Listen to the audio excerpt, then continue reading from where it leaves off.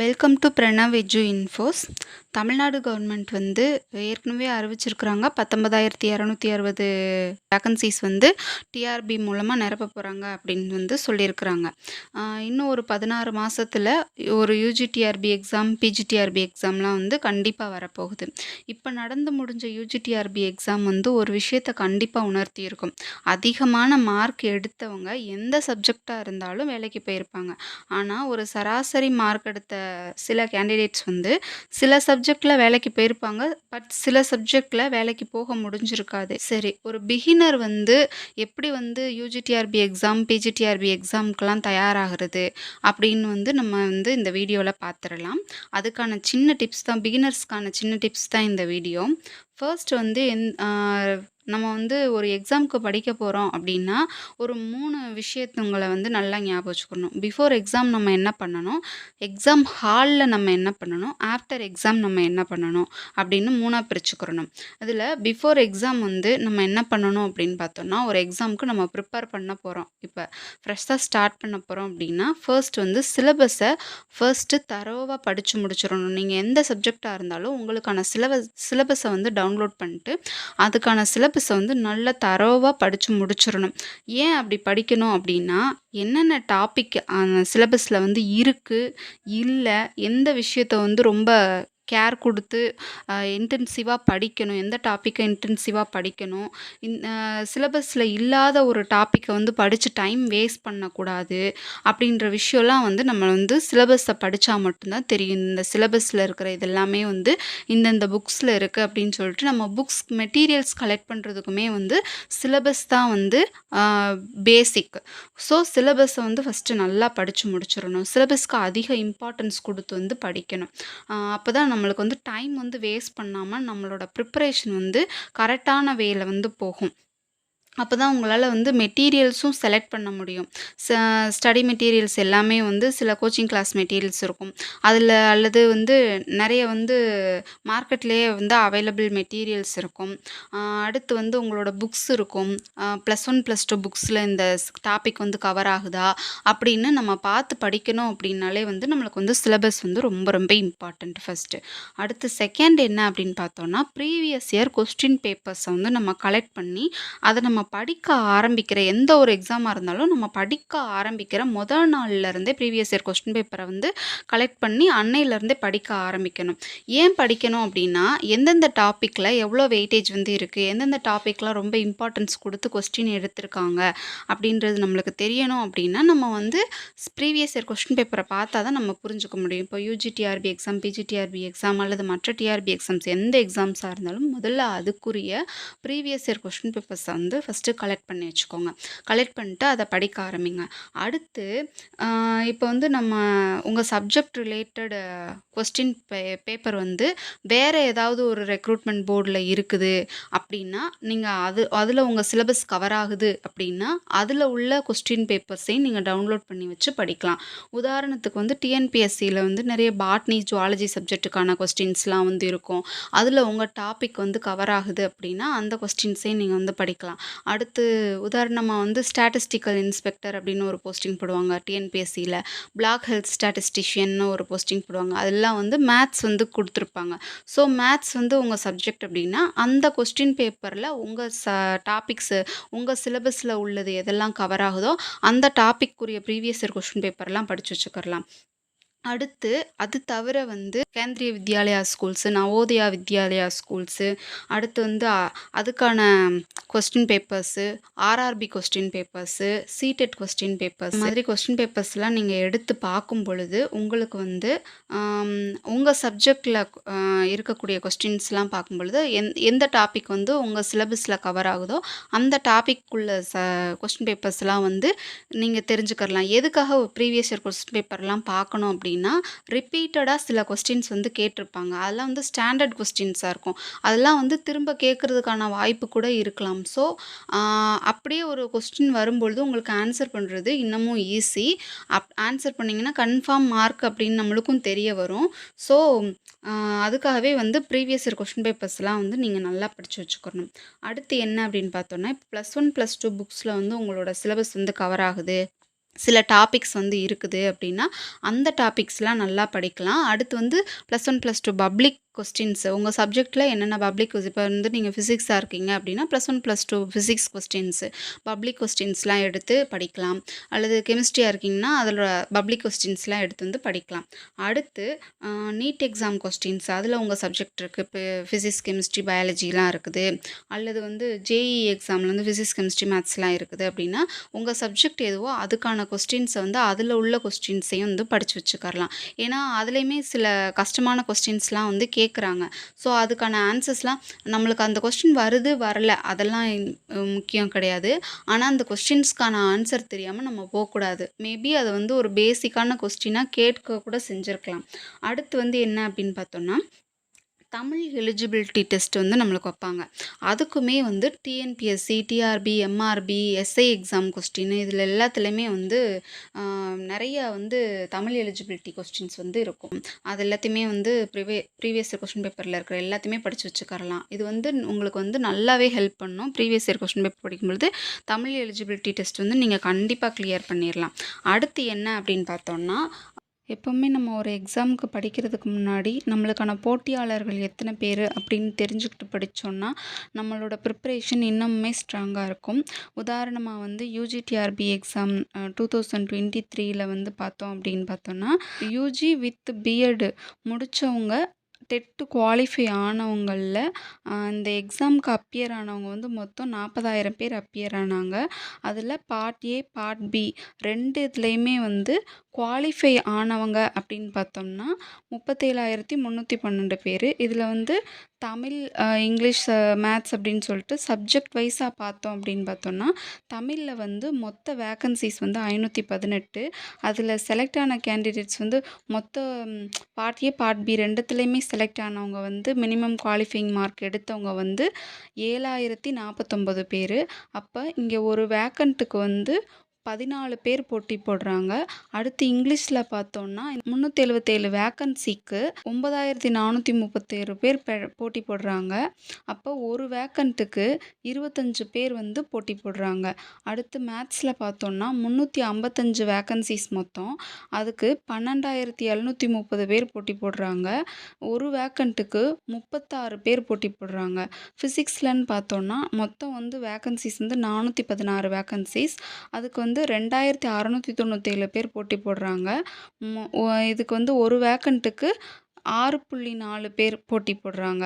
அடுத்து கெமிஸ்ட்ரின்னு பார்த்தோன்னா 409 வேக்கன்சிஸ் மொத்தம். அதுக்கு வந்து 2,803 பேர் வந்து போட்டி போடுறாங்க.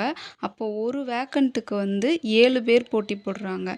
அடுத்து பாட்னியில் 202 வேக்கன்சிஸ் 357 பேர் மொத்தம் போட்டி போடுறாங்க. ஒரு வேக்கண்ட்டுக்கு 1.77 அதாவது தோராயமாக 2 பேர் வந்து போட்டி போடுறாங்க. அடுத்து ஜுவாலஜியில் வந்து மொத்த வேக்கன்சிஸ் 190 458 பேர் போட்டி போடுறாங்க. ஒரு வேக்கண்ட்டுக்கு 2 பேர் போட்டி போடுறாங்க.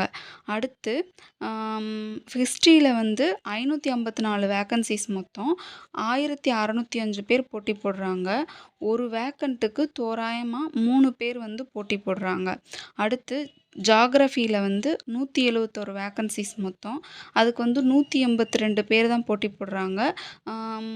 அதில் வந்து ஒரு வேக்கண்ட்டுக்கு தோராயமாக ஒருத்தர், அதிகபட்சம் வந்து ஒருத்தர் தான் வந்து போட்டி போடுற மாதிரி இருக்குது. ஸோ போட்டியாளர்களை வந்து நம்ம நல்லா தெரிஞ்சு வச்சுக்கிறணும். அதே மாதிரி நம்மளோட கம்யூனல் டர்ன் நீங்கள் எந்த சப்ஜெக்டோ அந்த சப்ஜெக்டில் உங்களோட கம்யூனல் டர்ன் என்னவோ அந்த போட்டியாளர்களையும் எத்தனை பேர் போட்டி போடுறாங்கன்றதை நம்ம தெரிஞ்சு வச்சுக்கிறணும். அப்போ தான் வந்து நம்ம இன்னமும் ஸ்ட்ராங்காக ப்ரிப்பேர் பண்ணுறதுக்கு யூஸ்ஃபுல்லாக இருக்கும். அடுத்து வந்து என்ன அப்படின்னு பார்த்தோன்னா, இனிமேல் வந்து டெட்டு நடக்க போகுது. அப்போது இன்னமும் வந்து போட்டியாளர்கள் அதிகம்தான் ஆவாங்க. ஏற்கனவே டெட்டு குவாலிஃபைடு ஆனவங்கள்லையும் இந்த யூஜிடிஆர்பி எக்ஸாம் வந்து எழுதாதவங்க நிறைய பேர் இருப்பாங்க. இந்த யூஜிடிஆர்பி எக்ஸாம்லையும் இந்த 3,192 வேக்கன்சி வேகன்சிஸ் போக மீதி இருக்கிறவங்களும் அடுத்த யூஜிடிஆர்பி எக்ஸாமில் வந்து போட்டி போட வருவாங்க. ஸோ இன்னமும் வந்து போட்டி வந்து அதிகமாகும். அதுக்கேற்ற மாதிரி உங்கள் ப்ரிப்ரேஷனை வந்து நீங்கள் பெஸ்ட்டாக பண்ணணும். அடுத்து வந்து என்ன அப்படின்னு பார்த்தோன்னா ப்ரீவியஸ் இயர் கட் ஆஃப். அதை கட் ஆஃப் அப்படின்றது வந்து என்ன அப்படின்னு பார்த்தோன்னா லாஸ்ட் மார்க்கு, கடைசி மார்க் தான் வந்து கட் ஆஃப்.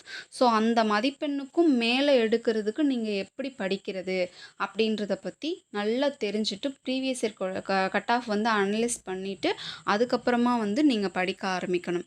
அடுத்து எக்ஸ்டென்சிவ் ஸ்டடி, இன்டென்சிவ் ஸ்டடி அப்படின்னு 2 இருக்குது. இப்போது எந்த விஷயத்தை வந்து எக்ஸ்டென்சிவ் ஸ்டடி பண்ணலாம், எந்த விஷயத்தை இன்டென்சிவ் ஸ்டடி பண்ணலாம் அப்படின்னு பார்த்தோன்னா, ஒரு டாபிக் வந்து ரொம்ப ரொம்ப ஈஸி உங்கள் சிலபஸில், அதை வந்து நீங்கள் வந்து ஓரலாக படித்தாலே போதும். ஒரு எக்ஸ்டென்சிவ் ரீடிங் இருந்தாலே போதும். ஒரு டாபிக் வந்து ரொம்ப ரொம்ப கஷ்டம், அந்த டாபிக் படித்தா எனக்கு மறந்துடும் அப்படின்னா நீங்கள் வந்து அதை வந்து ஒரு 2-3 தடவை இன்டென்சிவாக நல்லா படிச்சிங்க அப்படின்னா உங்களால் அந்த டாப்பிக்லேருந்து ஈஸியாக வந்து மேனேஜ் பண்ண முடியும். கொஸ்டின்ஸ் எல்லாத்தையுமே ஈஸியாக அட்டன் பண்ண முடியும். நீங்கள் வந்து எழுத போகிறது வந்து எம்சிக்யூ எக்ஸாம் தான். அதனால இப்போ ஃபில்லிங் தி பிளாங்க்ஸ் அப்படின்னா தான் வந்து நம்மளுக்கு கம்பல்சரி கரெக்டான ஆன்சர் தெரிஞ்சிருக்கணும்.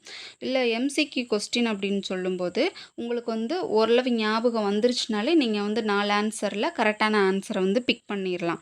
ஸோ கொஸ்டின் ஈஸியாக இருக்குது, கஷ்டமாக இருக்குது அப்படின்றத விட எந்த டாப்பிக்லாம் வந்து கஷ்டமாக இருக்கோ அதுக்கு வந்து நம்ம முன்னாடி சொன்ன மாதிரி இன்டென்சிவாக வந்து படிக்க ஆரம்பிக்கணும். எந்த டாப்பிக்லாம் வந்து கொஞ்சம் ஈஸியாக இருக்கோ அதை வந்து நீங்கள் வந்து ஒரு எக்ஸ்டென்சிவ் ரீடிங் விட்டாலே வந்து போதும், உங்களுக்கு ஞாபகம் வந்துடும். அங்கே வந்து எம்சிக்யூ கொஸ்டின் அப்படின்றதுனால எப்போவுமே வந்து நீங்கள் வந்து எக்ஸாம் ஹால்குள்ளே போயிட்டீங்கன்னா ஒரு தடவை வந்து கொஸ்டினை வந்து ரீட் பண்ணி பார்த்துக்கோங்க. எந்தெந்த டாப்பிக்லேருந்து வந்திருக்கு, எந்தெந்த டாப்பிக்லேருந்து கொஸ்டின்ஸ் வந்து எடுத்துருக்குறாங்க. கொஸ்டின் வந்து ரொம்ப டஃப்பாக உங்களுக்கு ஒரு கொஸ்டின் வந்து டஃப்பாக இருக்குது, நீங்கள் நல்லா படிச்சுட்டு போயிருக்கிறீங்க, டஃப்பாக இருக்குன்னா மேக்ஸிமம் அது நிறைய பேருக்கு டஃப்பாக தான் இருக்கும். உங்களுக்கு ஒரு கொஸ்டின் வந்து ரொம்ப ஈஸியாக தெரியுது அப்படின்னா மேக்ஸிமம் வந்து எல்லாருக்குமே வந்து ஈஸியாக தான் இருக்கும். இப்போ வந்து கொஸ்டின் வந்து ரொம்ப டஃப்பு அப்படின்னா வந்து எல்லாருக்குமே மேக்ஸிமம் வந்து டஃப் அப்படின்னா கட் ஆஃப் வந்து குறையும். கொஸ்டின் வந்து ரொம்ப ஈஸி அப்படின்னா கட் ஆஃப் வந்து கூடும். அந்த கடைசி மதிப்பெண் அப்படின்னு சொல்லப்படுற கட் ஆஃப் வந்து கூடும். அவ்வளோதான். அதுக்கேற்ற மாதிரி நீங்கள் வந்து உங்கள் ப்ரெசன்டேஷனை எக்ஸாம் ஹாலில் வந்து கொடுக்கணும். அடுத்து வந்து என்ன அப்படின்னு பார்த்தோன்னா மினிமம் மார்க்ஸ் வந்து நீங்கள் வந்து ஸ்கோர் பண்ணிடணும். இப்போ தமிழ் எலிஜிபிலிட்டி டெஸ்ட் அப்படின்னா நீங்கள் எந்த எக்ஸாம் ப்ரிப்பேர் பண்ணுறதா இருந்தாலும் அந்த 40% மார்க் எடுத்தால் தான் உங்களோட நெக்ஸ்ட் மேஜர் பேப்பரே வந்து வேல்யூ பண்ணுவாங்க.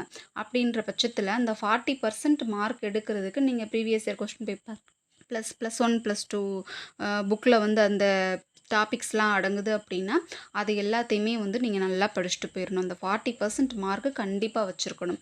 அதுக்கடுத்து நீங்கள் வந்து உங்கள் மேஜர் பேப்பரில் வந்து நல்லா ஸ்கோர் பண்ண ஃபஸ்ட்டு வந்து அந்த மினிமம் மார்க்கை எல்லா எக்ஸாம்லேயும் வந்து மினிமம் மார்க் அப்படின்னு சொல்லிட்டு ஏதாவது ஒரு மார்க் வந்து ஃபிக்ஸ் பண்ணியிருப்பாங்க.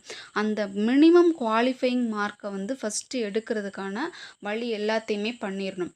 அதுக்கடுத்து தான் நீங்கள் வந்து உங்கள் சப்ஜெக்டில் உங்களோட மார்க்கை பூஸ்டப் பண்ணி நீங்கள் வந்து டாப் மார்க்கில் வர்றதுக்கான எல்லா ப்ரிப்ரேஷன்ஸையும் ஸ்டார்ட் பண்ணணும். அடுத்து வந்து என்ன அப்படின்னு பார்த்தோன்னா உங்களுக்கு வந்து ஒரு 90% கொஸ்டின்ஸ் வந்து தெரிஞ்ச கொஸ்டின்ஸாக இருக்குது, படிச்சிருக்கிறேன் அப்படின்னா ஒரு 10% கொஸ்டின்ஸ் வந்து எனக்கு தெரியாது அப்படின்னா அந்த தெரியாத கொஸ்டின்ஸ்க்கு எப்படி ஆன்சர் பண்ணுறது அப்படின்றது வந்து நல்லா ப்ராக்டிஸ் பண்ணிட்டு போயிடணும். அப்போ தான் வந்து உங்களால் எக்ஸாம் ஹாலில் ப்ராப்பராக வந்து அந்த கொஸ்டின்ஸ்க்கு ஆன்சர் பண்ண முடியும். அது வந்து நிறைய யூடியூப்பில் நிறைய இதிலெல்லாம் வந்து சேனல்ஸ்லாம் வந்துட்டு போட்டிருக்குறாங்க, தெரியாத கொஸ்டின்ஸ்க்கு வந்து எப்படி ஆன்சர் பண்ணுறது அப்படின்னு சொல்லிட்டு. அதெல்லாம் பார்த்துட்டு நீங்களும் வந்து அதுக்கு வந்து ப்ராக்டிஸ் பண்ணிட்டு போயிருக்கணும். அதை ஜஸ்ட் ஒன்ஸ் பார்த்துட்டு போயிருந்தோன்னா நம்மளுக்கு வந்து அங்கே போயிட்டு என்ன பண்ணுறதுன்னு தெரியாது. ஆனால் நீங்கள் கொஞ்சம் ப்ராக்டிஸ் ப்ரீவியஸ் இயர் கொஸ்டின் பேப்பரை எடுத்து வச்சுட்டு அதை வந்து தெரியாத கொஸ்டினுக்கு எப்படி ஆன்சர் பண்ணுறதுன்னு ப்ராக்டிஸ் பண்ணிட்டு அதில் எத்தனை சரியாகுது அப்படின்றத வந்து நீங்கள் நோட் பண்ணி வச்சுக்கிறணும். அடுத்து என்ன அப்படின்னு பார்த்தோன்னா ஒரு எக்ஸாம் ஹாலுக்குள்ளே போயிட்டோம், என்னால் இந்த எக்ஸாம் வந்து எந்த அளவுக்கு பெஸ்ட்டாக பண்ண முடியும், இதுக்கு மேலே என்னால் இந்த எக்ஸாமை பெஸ்ட்டாக பண்ண முடியாது அப்படின்ற சாட்டிஸ்ஃபேக்ஷனோட வந்து நம்ம வெளியில் வரணும். அதுக்கான எல்லா ஸ்டெப்ஸையுமே வந்து நம்ம எக்ஸாம் ஹாலில் சரியாக பயன்படுத்திடணும். நம்ம எழுத போகிறது எம்சிக்யூ எக்ஸாம் அப்படின்ற இப்போ வந்து ஒரு OMR மெத்தட் அப்படின்னா நீங்கள் வந்து இப்போ ஒரு 51வது கொஸ்டினுக்கு சீன்னு நீங்கள் டீன்னு யோசிச்சு வச்சுருந்தீங்க, பட் சீனை வந்து ஷேர் பண்ணிட்டீங்க அப்படின்னா அப்படியே விட்டுருங்க. அந்த கொஸ்டினுக்கு திரும்ப டீன்னு ஷேட் பண்ணி அந்த கொஸ்டினை வந்து இன்வாலிட் ஆக்கிற வேணாம். மேபி சி கூட ஆன்சராக இருக்கலாம் இல்லையா? அதனால அந்த கொஸ்டினை இன்வாலிட் ஆக்கிற வேணாம். அந்த கொஸ்டினுக்கு மார்க்கும் போய் அந்த கொஸ்டினுக்கு அதுக்கடுத்து இன்வாலிட் ஆனதுக்கு ரிடக்ஷனும் பண்ணுவாங்க. ஸோ அந்த மாதிரி கொஸ்டினை வந்து இன்வாலிட் ஆகிக்கிற வேணாம். ஒரு நீங்கள் 150 கொஸ்டின் இருக்குது அப்படின்னா உங்கள் இதில் வந்து 150 ஆன்சர்ஸ் தான் வந்து இருக்கணும். டாட்ஸ் தான் வந்து இருக்கணும், ஷேர் பண்ணியிருக்கணும். நீங்கள் வந்து அதுக்கு மேலே வந்து நீங்கள் ஷேர் பண்ணக்கூடாது. அந்த கொஸ்டினை வந்து இன்வாலிட் ஆக்கிடக்கூடாது. அது நல்லா ஞாபகம் வச்சிடணும். அடுத்து வந்து இந்த கொஸ்டின் இந்த எக்ஸாமில் வந்து யூஜிடிஆர்பி எக்ஸாம், பிஜிடிஆர்பி எக்ஸாம்லலாம் வந்து நெகட்டிவ் மார்க்கே கிடையாது. ஸோ எல்லா கொஸ்டினையும் நம்ம அட்டன் பண்ணணும் அப்படின்ற மென்டாலிட்டியோட தான் நம்ம வந்து ஃபஸ்ட்டு எக்ஸாம் ஹாலுக்குள்ளே போகணும். எல்லா கொஸ்டின்ஸையும் நல்ல சிறப்பான முறையில் அட்டன் பண்ணணும் அப்படின்னு சொல்லிட்டு போகணும். ஸோ எல்லோரும் வந்து பிகினர்ஸ் எல்லாருமே வந்து நல்ல எக்ஸாமுக்கு ப்ரிப்பேர் பண்ணுங்கள். அந்த டிப்ஸ்லாம் ஃபாலோ பண்ணுங்கள். கண்டிப்பாக வர்ற யூஜிடிஆர்பி எக்ஸாம், பிஜிடிஆர்பி எக்ஸாம் அல்லது மற்ற டிஆர்பி எக்ஸாம்களில் நீங்கள் எல்லாருமே வெற்றி பெற என்னோட வாழ்த்துக்கள். இந்த மாதிரியான பயனுள்ள தகவல்களுக்கு நம்ம சேனலை சப்ஸ்கிரைப் பண்ணுங்கள், ஷேர் பண்ணுங்கள். Thank you friends.